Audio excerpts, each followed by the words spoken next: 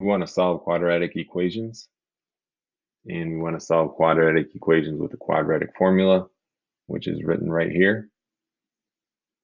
In order for the quadratic formula to work, one side of the equation needs to be equal to 0. So over here, we can see that we have most of our quadratic terms on the left and our linear term in a constant. So we can use subtraction to join these terms over here on the left side. I'm going to also, well, we'll just do this right now. So 7x minus 2x is 5x. Then we can just bring down the others. Minus 5x squared minus 7, and that's equal to 0. And now, just because in standard form we always have the x squared term first, I'm going to rewrite this so that the x squared term is first. So we have negative 5x squared. Symbol in front of this is positive since it's not written down, so plus 5x minus 7, and that is still equal to 0. Now we can rewrite, or we can identify which each variable is. So the a variable is equal to negative 5, the b variable is equal to 5, and the c variable is equal to negative 7. Now we can use those to substitute into the quadratic formula, and we can start doing our math that way. So we have negative b. In this case, we have negative b, which is 5, plus or minus 5 squared minus 4 times a in this case is negative 5 times c in this case is negative 7. And we have to do the square root of all of those. And that is divided by 2 times negative 5. So we can combine, start doing some math to simplify, combine like terms.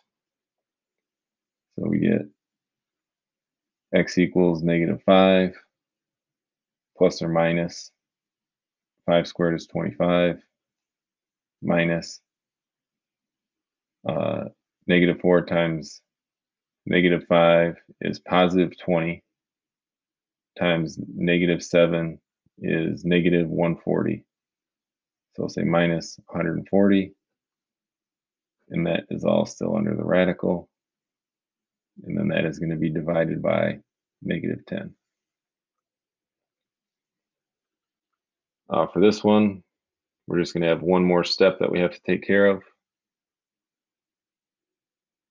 So if we have x equals negative 5 plus or minus the square root of 25 minus 140, that's going to be negative 115 divided by negative 10.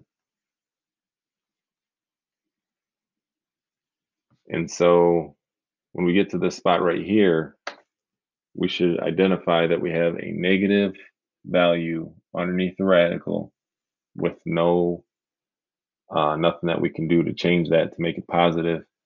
So in that case, because this is negative right here, that means we have no real solutions.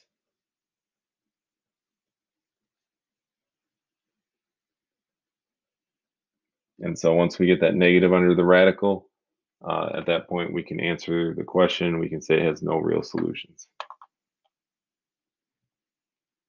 And then we can take a look at what that graph looks like.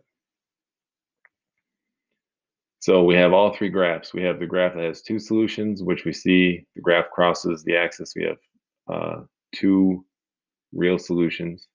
In this case, we have a double solution, double root at 17,0. Those are the numbers that we calculated before, but we can see this green graph down here, this green parabola, starts below the x-axis and then opens down, so it never actually crosses the x-axis, so this one has no real solution.